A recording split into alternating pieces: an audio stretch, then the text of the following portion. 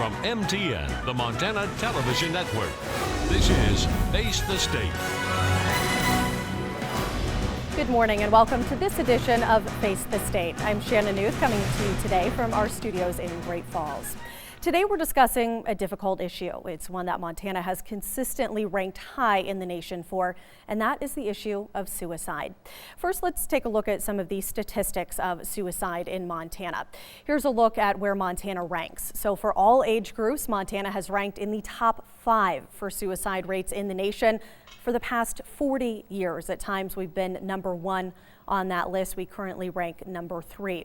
According to the most recent numbers released by the National Vital Statistics Report for the year 2014, Montana has the highest rate of suicide in the United States. And if you look at the dates there between January 1st of 2014 and March 1st of 2016, Montana had 555 suicides. And as we continue to look at some other rates for the state, you're looking at suicide rates per gender. And of course, males, it shows a larger percentage there. And then you have a breakdown of ethnicity also in the corner there, with, of course, Caucasian being the highest percentage. And if we have one more statistic to look at here, this is a suicide fact sheet for you. Again, this is expanding now to look at the issue across the nation. And this one here, this is interesting. Suicide has surpassed car accidents as the number 1 cause of injury-related deaths in the United States. That's a 28% increase in the number of suicides since 2001. Back in 2014, as we're looking at some of this data here, there were nearly 43,000 suicides in the U.S. That's a rate of 117 per day, 1 every 12 minutes. This translates to an annual suicide rate of about 13.4%. And something we'll also talk about here, that males complete suicide at a rate of 4 times more than females. However, females have higher rates of attempting. So some pretty staggering statistics here, not only as we look at it across the nation, but as we look at it here in Montana. Of course, this is something that's a huge issue, as we saw in those statistics for the last 40 years, Montana ranking very high. So today we're talking with a suicide prevention task force, local advisory council members, as we're trying to tackle this issue of suicide. We have Greg TILTON joining us, Ben White, and Austin Warren. Thank you, gentlemen, for being here this morning. Thank you so much, Shannon. Yeah.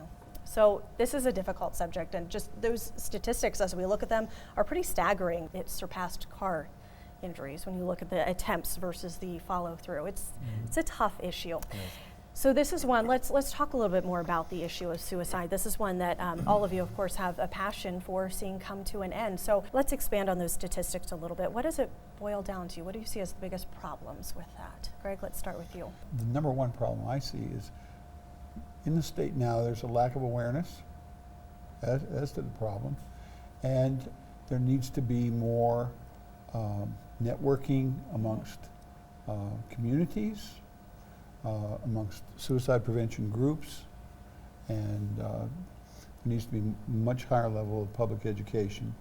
Public education to the point that parents learn how to become aware of what depression looks like in their child, what depression may be to themselves, and how depression is preventable and suicide preventable as well. And Ben, you work with the American Red Cross, Yes. So a little bit different perspective here. What do you see as some of the biggest problems? Well, you know, I work directly. My purpose here is to advocate, to talk about. I work directly with service members and veterans for the most part. I'm the program coordinator for the Service to the Armed Forces, and one of the things that we really try to advocate is getting information out to our veterans, to our service members, what's available to them. You know, being from Montana is fantastic. But it leaves a lot of our veterans and service members isolated. We're a very rural state, so you know, getting information out to our veterans, to our service members, and also members, you know, people in Montana, is challenging. You know, getting those information out there and see what available resources are available to them as well. Sure, and Austin, you work with the Vet Center here in Great Falls. Again, we're representing different groups here that are all affected by suicide. What do you see as some of the big problems for the people that you work with? I think for the people that I work with, veteran suicide, and we'll get into this a little later, is Nationally, we see the rate of veteran suicide is twice that of the normal public, and so veterans are at an increased rate for suicide. Montana actually is a state with a high amount of veterans compared to a lot of other states, and so that's part of what leads into some of the statistics for Montana in terms of demographic information. I think the biggest problem with suicide is really that it's preventable, and we are not preventing it very well. We need more talk about it, and I'm so glad for this program to be able to get this out and get information out. But as you said in your opening, people don't want to talk about suicide. It's a tough topic to talk about, and yet people are dying out there with too much frequency. I think the biggest problem really is that we have a preventable issue, and if we really work together and grow together, we can certainly reduce the amount and get us down off that top 5 list. Right, and when you talk about the culture of Montana, like we said, Montana is a wonderful, wonderful place to live, and we have great resources and we have great people. But there's also this, I think, a mentality that you don't want to talk about it, or it's a when you talk also about the issue of depression, which, as we know, it doesn't necessarily lead to suicide, but could be a factor in that. That's something that people just pull yourself up by your bootstraps kind of mentality, and so. To me, at least, my perception is that just that cultural perception has something to do with that as well. Is that something you all agree with? Yes. Absolutely. Yeah. And so, like you said, talking about it is a good place to start. So one of those solutions, of course, is trying to put people together who really are passionate about this issue, and that includes you three. And one of those solutions is the local advisory councils that are popping up across the state, and we're talking about specifically the one in Cascade County where we are today. So let's talk more about what that local advisory council looks like. Greg, how did this come about? Well, last March, there was no suicide prevention committee in the local advisory council. And at that time, I made a motion to start a suicide prevention team. It passed, and I was given the responsibility to build it. Now, as you mentioned, every county across the state is to have a local advisory council. And ours has been active here for at least 4 or 5 years.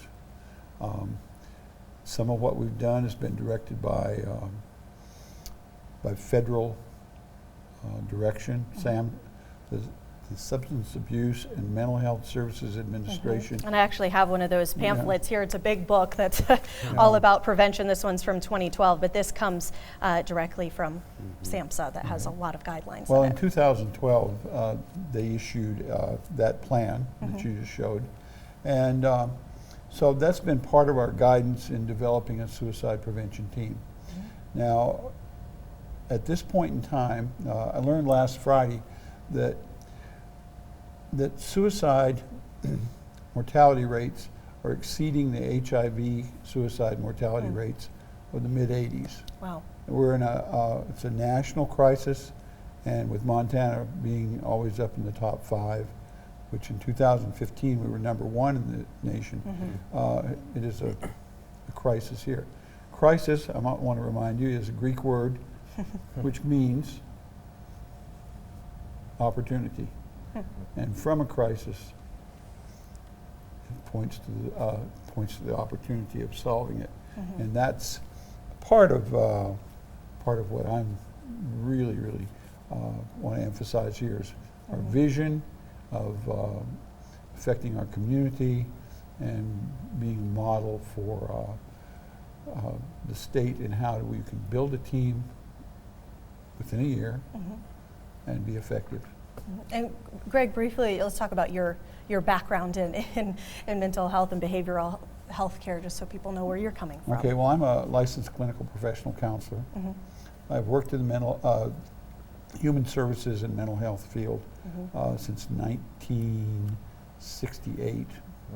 So it's a lot of years. A lot of wisdom and experience then. Well, as a licensed clinical professional counselor, I became licensed in 1999. So since that point in time, I've been able to work directly with persons who've been suicidal, depressed, and to good effect. I've never lost anybody, and so we I hope that answers that Yes, question. it did. I just wanted to provide a little background for where you're coming from. And this is a very critical point that I want to emphasize is because suicide is actually, it's a public health problem, and it's a public health crisis. We brought in the public health department, and Joe Vivian Jones is the representative there on our team. And Ben, let's talk about some of the challenges maybe to coming up with a team and getting this Sure, kind of absolutely. grassroots effort started. Greg has been absolutely a fantastic spearhead to get our team going. He, about a year ago, he asked me, can Red Cross, help out with this? And I looked through and I talked to some people that, from other organizations within Red Cross that do this type of work, and it definitely fits in within our work, what we do with Red Cross Service and Armed Forces. And it's been a really great challenge. We were at a kind of a crawl stage at the beginning when our team formed, kind of trying to figure out where we all sat on, where we can help out, and we all kind of found our niche. We used how we can advocate and educate people in Montana, not only the severity of the situation with suicide, but also just to give a better understanding and education of the people, to do some education outreach to the people of Montana and Cascade County. And so we had started to talk about some of the guidance. So you have the federal with Sam, so you also have people who are here at the state level, such as Carl Rostin, who are helping guide you. Yes, we gain guidance from Carl Rostin of DPHHS. He's the state suicide prevention coordinator. In fact, I spoke with him this morning. There's Juliana Alos, who is with the VA. The AFSP, or excuse me, American Foundation for Suicide Prevention. There's all kinds of acronyms yeah, when it comes to there's organizations. a lot of acronyms. We gain guidance from them primarily through Mrs. Tiffany Sweetie, who's a member of our group, and a list of others at the state level. I would like to add too one thing about the American Foundation for Suicide Prevention. If there's any one thing, the very best thing that you could possibly do if you want to aid in this movement's progression in Montana, is to go on their website and sign up to be a suicide prevention advocate. And network in your community, network outside of your community, and become involved with the LACs or other statewide organizations that are out there. And something we've talked about before, and all of you feel free to chime in on this, but we talked about how it's a public health issue, a public health crisis, and so it's not just about the work you're doing, but it's promoting that suicide awareness that everybody should be watching out for others who are around them and have some awareness of that as well. Sure. Yeah, so it doesn't just come from It's a above, real, it starts. and it has to be a community effort, and I think that's what you're speaking to. Certainly we deal with this on a day-to-day level at the vet center with people who are in crises, but everybody deals with something like this, and people know people who've committed suicide in this state. Most people do. So it really does have to be an effort of everybody to watch out for each other, to really push people to get the help that they need when they need it. And that's the biggest piece for me, is that suicide, again, is preventable. And we know very clearly, especially in the VA, that people who are getting help are less likely to commit suicide, much less likely, in fact. Most of the suicides in this state that have happened, 70% are people who are not connected to care, to some form of care. And so getting that help is really important, and pushing for that, and just caring for the people around you to kind of know some of the signs of suicidality and people talking about it. And one of the things that's really important is that people who talk about suicide, you have to take them seriously. And a lot of people go, oh, it's just a phase, or it's something they're talking about. If somebody's at that level where they're talking about it, they need some help. They may very well be depressed or anxious or have some issues going on that are treatable. And so ushering them into treatment is important. And a big part of that is this public education piece that this task force and advisory council is really all about. Let's talk about some of the goals and the plans and what the advisory council is doing or plans to be doing. Well, we started our work plan this year, January 1. We started building it, and one of our goals is public information, and that is what we're right now, what we're here about. Now, one thing about our prevention efforts need to be thought of. We're working at a societal level and also at an individual level. And so public information, public education, raising public awareness is actually a societal intervention. And we hope to be able to measure that sometime in the future. Now, our group is broken down into three teams. Okay. Now, they overlap, they're interdependent, but those teams are: one, there's marketing and public information. The second one is a team that plans to do screening, community outreach, and referral to local preventive interventions, one-on-one interventions.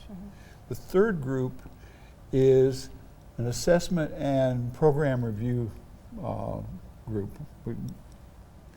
And what their job is to do is to, after these interventions come in, is to assess our how effective we've been or not, and build on that information. Our plan is to be, we hope to lead in this community, and we hope to lead statewide if we can. And there's some other great programs out there. The one in Butte is probably the model for the state. There's Missoula. AFSP is out of Billings, and it's been there 5 years. It's a leader as well. So.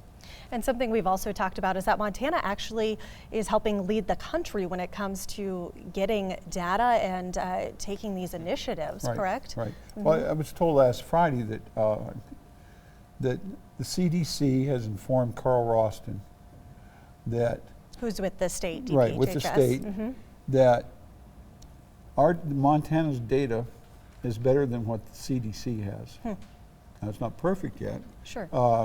But it far exceeds what the CDC has.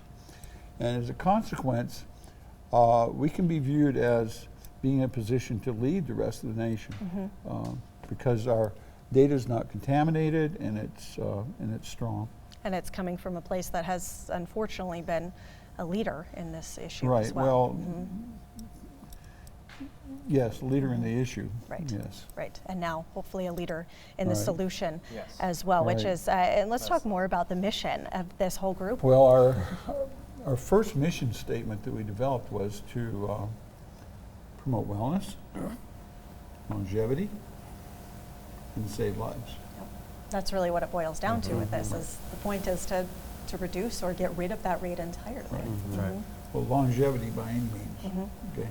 Absolutely. So that's our mission, and we believe there's strength in numbers.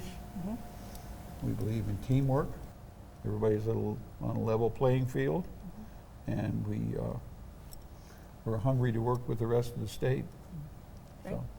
So we have some, or Ben, were you going to I was just going to say, I would love to be not only a leader of where we're at is here in Great Falls, but have people to come to us as a resource, as a local resource. Because a lot of the times, you look at the national level, a lot of people won't reach out to that, but they'll reach out to their neighbor. They'll reach out to people that live in our community, to help them.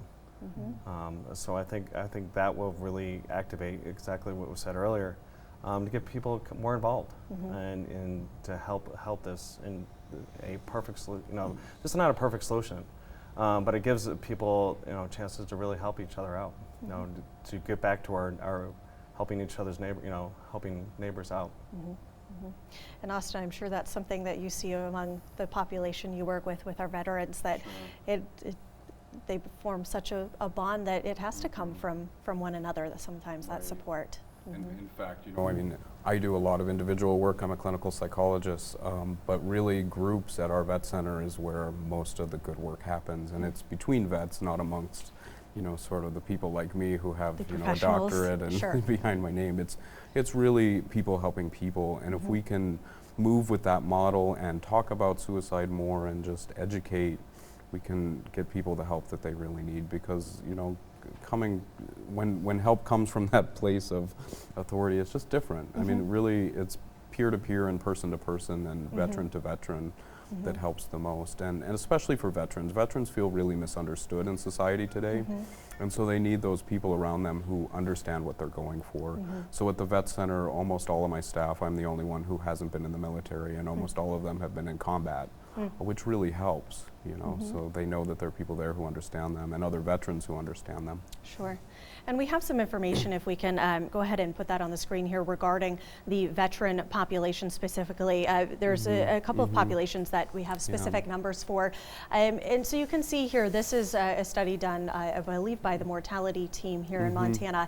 And you know, depression is a big part there. One that surprised me a little bit was, you know, we hear a lot about PTSD, and that slice was not quite as big as I was expecting there. Right. And the NA that's represented there basically is just that the coroner's report did not include a reason. So there's a big area there where we just don't know. But depression, and Austin, how do you, when you look at these numbers here, and you compare to your day-to-day job, what do you take away from looking at these numbers here? I think in terms of suicide, it actually mirrors the national statistics very well, which depression is really the #1 mental health illness behind suicide. And PTSD is certainly a very difficult thing to deal with, but it doesn't necessarily lead into suicide on that level. It can be a contributing factor for sure, but when I look at that, what I go back to is suicide is preventable. All of those illnesses, there's treatments for them. There's medical treatments, there are pharmacological treatments, there is talk therapy, there's group therapy, there's just talking and getting the help that you need. And so when I look at those, that's the clear message, is that we need to get people ushered into the help that they need. And the vet center, for example, if somebody's in crisis, they can walk in, they will be seen today. I had somebody walk in yesterday, we had her into a session in 5 minutes. You know, I mean, it really is that quick, and any veteran can come in if they're in crisis. Or if a family member wants to try and help somebody to come in, because it is tough in this state to get people to get mental health treatment. They don't want to talk about it, they don't want to acknowledge about it. We can help coach, and there's actually a VA specific program, Veterans Affairs, called Coaching into Family, Coaching into Help, that can really help people, and people can call a national hotline and kind of work through that and get help ushering their family members or friends into the help that they need, because it's a tough sell sometimes, you know. How do you have that conversation? A lot of people certainly just don't know. Right. You know, how do you start a conversation like that? So there are a lot of resources available to get there. Another population, we have some statistics on here which kind of take you aback, or it took me aback, is for our Native American population. If we can take a look at some of that information, again, that's been gathered. This is through the mortality team and Department of Public Health and Human Services. So these are suicide rates among our Native American population. Montana versus the United States here, it's a lot. And this is a population that unfortunately has a very high rate of suicide. How do we go about tackling this? Well, I think a good place to start is exactly where we're starting today, is getting the information out to people. You know, education outreach is huge, and getting out to those rural communities, those small towns across the state, it's going to be a challenge. I mean, we have a lot of work to do, but this is definitely a good starting point. Sure. Get people to know, and at least to touch on some of the resources that are available today for them. And as we look ahead to the next year, obviously this is a day-to-day effort. Just even within the next month, what are some of the things that are on slate here as we're wrapping up our time here this morning? Well, I spoke to Carl Roston today and asked him, I said, what would be the #1 message you have to put out? And his message was to parents, learn the warning signs of depression and make your home safe. Lock up mids, any weapons secure. Guns. Yep. And we have, as we're talking about this, we do have information here about young adult. I have a young gun adult lock, population. and all the vet centers, any of the VA places have these because Okay. guns in Montana, that's part of the culture, right? Sure. You know, locking up guns is really important, and especially when you're starting to feel that way, you know. But those Right. are available, and resources like that are available. Okay. The other thing is that what I really want to emphasize is that there is the beginnings of a movement in Montana. Yeah. These suicide prevention teams are coming up in different communities. And if your community doesn't have one, or if your LAC doesn't have one, you need to get involved. Join the AFS, the American Foundation for Suicide Prevention, and do what it takes to win. Help us. Be the Montanans that turn this around. Yeah. Be the helping hand in your community, and be the leaders of wellness. Yeah, wouldn't it be great if we saw a huge change in this generation? That'd Well, be it's- fantastic. It's imaginable. It's doable. Yeah. So, Shannon, as I look yeah. forward into the next year, what I really see is hope. And I do, and hope is so important for anybody who's grappling with suicide, because for the individual grappling with it, it is really a hopeless place. But I truly see a lot of hope in movements like this and groups of people who are coming together to really combat it. When you get people coming together like this, it's a beautiful thing. And so hope is really on my agenda for the next year for this cause and moving forward. Yeah. And as we talk about hope, here's a few resources for you if we can put that up on the screen. These are just a few. There's many out there that you can access. These are just a few that we want to make available for you right now, including National Suicide Prevention Lifeline, the Crisis Line, Lifeline Crisis Chat. So we thank you for joining us here as we've been discussing this really tough issue of suicide in Montana. It won't be the last time we're talking about it either. Thanks for joining us. I'm Shannon Newth. This has been Face the State. You've been watching Face the State, a presentation of MTN, the Montana Television Network.